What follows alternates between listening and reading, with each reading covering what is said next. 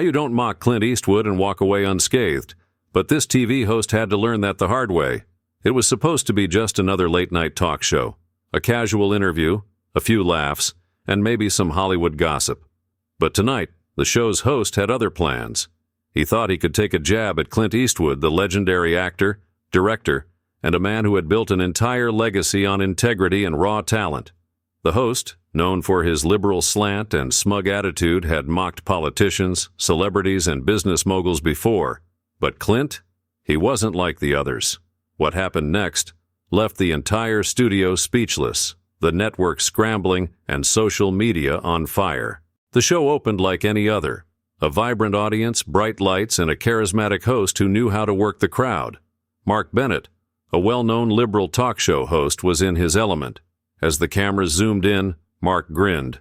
"Ladies and gentlemen, tonight we have an actual legend with us, a man so tough even the wind is afraid of him.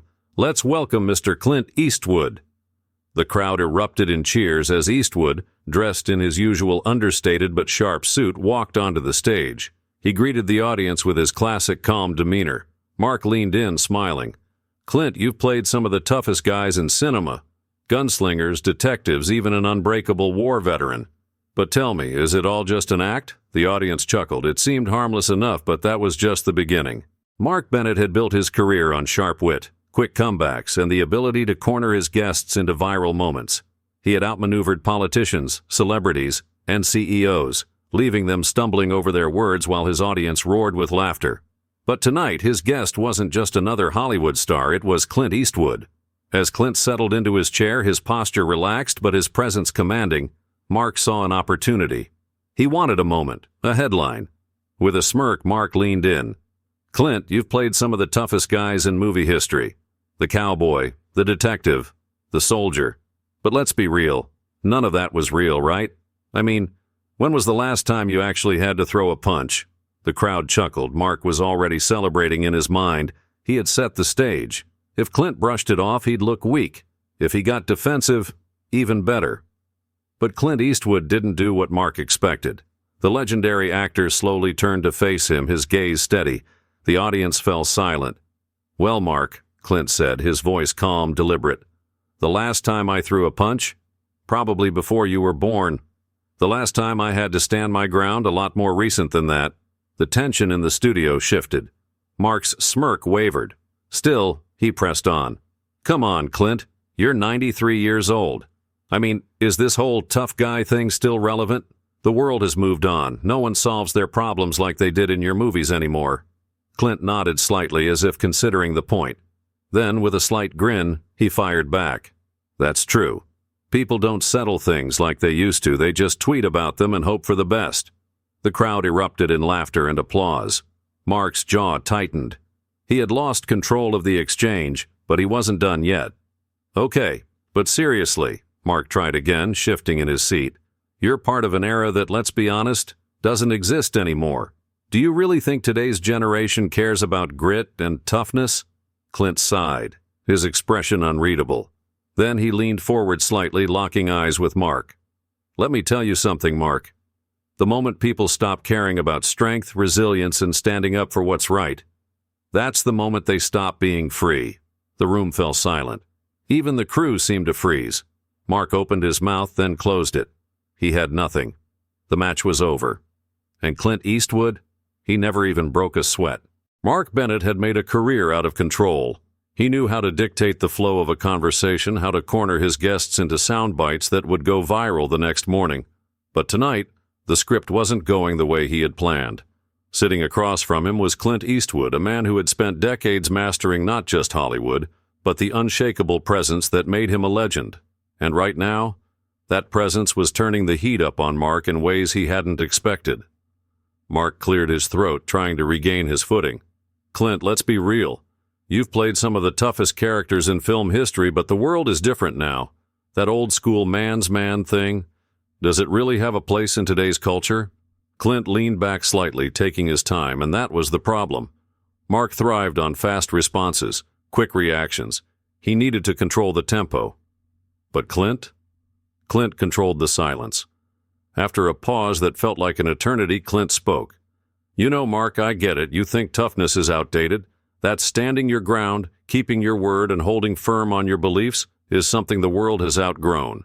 Mark nodded, sensing an opportunity. Exactly. I mean, we live in a time where emotional intelligence is just as important as physical strength. You don't see people solving problems with their fists anymore. Clint gave a small smirk. Sure, they just post a thread about it and hope someone else solves it for them. The crowd erupted in laughter. Mark's grip on the conversation slipped further. His smile thinned. His fingers tensed slightly. This wasn't how it was supposed to go. Desperate to recover, he forced a chuckle. All right, Clint, fair enough. But let's be honest. You've had your share of controversy. You've never been afraid to say things that, well, might ruffle some feathers. Ever worry that maybe your way of thinking doesn't fit in today's world? Clint didn't hesitate. If I worried about that, Mark, I wouldn't be sitting here today. Silence. Mark swallowed, searching for a retort, but he had none. The energy in the room had shifted. The audience wasn't laughing at Clint. They were laughing with him. Mark's control was slipping fast, and he knew it. He had walked into this conversation expecting to lead the dance. Instead, Clint Eastwood had turned it into a slow, deliberate chess game. And Mark? He was already losing. Mark Bennett was drowning. For years, he had commanded his talk show with ease, guiding conversations exactly where he wanted them to go. But tonight, Clint Eastwood had flipped the script, and Mark had no idea how to take back control. The tension in the studio was electric. The audience, once primed to nod along with Mark's carefully structured narrative, had shifted. Now, they were hanging on Clint's every word. Mark tried again, his voice a little sharper than before. Clint, I have to ask, do you ever think that maybe your views belong to a different time? That maybe, just maybe, the world has moved past what you represent? Clint tilted his head slightly, his expression unreadable. Let me ask you something, Mark. Mark hesitated. Clint hadn't asked a single question all night. This was new territory. You ever wonder, Clint continued, voice calm yet cutting, why every time someone doesn't fit into your version of the world, the first instinct is to cancel them instead of debating them? A low murmur rippled through the audience. Mark forced a laugh, but it sounded hollow. Come on, Clint. No one's trying to cancel you. Clint's eyes sharpened. Aren't they? Silence. Mark shifted in his chair. He needed to break the momentum. Look, Clint, we're just talking about evolving as a society, about moving forward. Clint gave a slow nod. Funny thing about moving forward. Some people think it means tearing down everything that came before them. The audience was completely still now. Mark felt it slipping further, his control, his authority, his carefully curated conversation. But he wasn't done yet. He leaned forward, voice steady but desperate. Clint, don't you think some of your past statements, your movies even, might be outdated? Maybe even offensive by today's standards? Clint smirked. Offensive to who? People who don't have the guts to make their own decisions? People who get their opinions from headlines instead of their own experiences? The studio erupted. Laughter. Applause.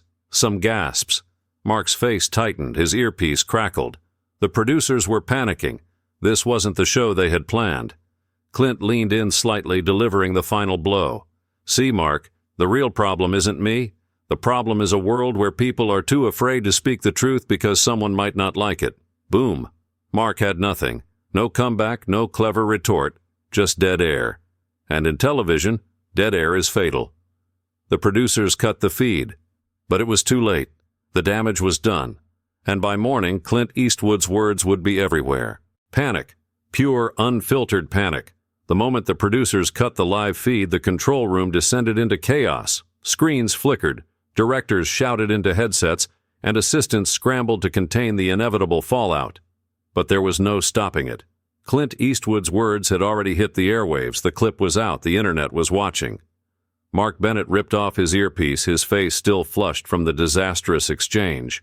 He turned to his producer, his voice low but seething. Tell me we can edit that before it spreads. The producer hesitated. Mark, it's already everywhere. Mark's stomach dropped. In the age of instant clips and viral sound bites, there was no fixing this. The network could try to scrub it, but the internet had already done its job. Within minutes, thousands of users were clipping, sharing, and commenting on the exact moment Clint had dismantled him. The hashtags were rolling in. Eastwood owns Bennett. Our Truth Hurts Live. Cut the feed. Mark turned back to his producer. We need to control the narrative. The producer nodded. We could frame it as an unfortunate exchange, a heated moment that got out of hand. No, Mark interrupted. We spin it. Make it about Clint. Say he was aggressive. Say he was dangerous, one assistant suggested. Mark exhaled. Yes, that was it. He straightened his jacket, running a hand through his hair. Book me on the morning shows. We control this before it controls us. But even as he spoke, he knew the truth. The damage was done. The internet wasn't buying it. Within an hour, major news outlets had already picked up the story. Commentators weighed in, some defending Clint, others calling out the network's blatant attempt to silence him. And then came the worst part, Clint himself. Without fanfare, without warning, he posted a single tweet. If your argument can't survive the truth, maybe it wasn't that strong to begin with. Mark stared at his phone. It was over. No matter what damage control he attempted, no matter what spin the network applied, Clint had already won. And by the next morning, the world would be talking about only one thing. By the next morning, the headlines were everywhere. Clint Eastwood silences liberal host in one sentence. Network cuts feed after disastrous debate. Clint's comeback goes viral. Millions applaud his response.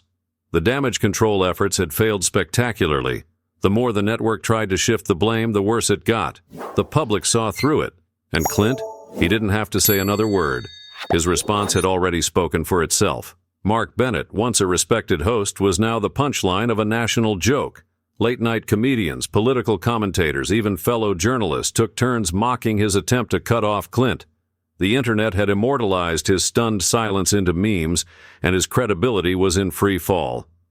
Meanwhile, Clint carried on as if nothing had happened. He wasn't the type to gloat. He simply let the truth do the work for him. And that was the real lesson. Censorship never wins. The harder you try to suppress the truth, the louder it gets. By the end of the week, the network had quietly moved Mark off prime time. Officially, it was a schedule reshuffle. Unofficially, he had become a liability. As for Clint, he didn't need to celebrate. He had already won. Some people learn respect the easy way. Others, like Mark Bennett, learn it on national television. And the internet? It never forgets. If you think Clint Eastwood handled that like a legend, hit that subscribe button for more epic moments.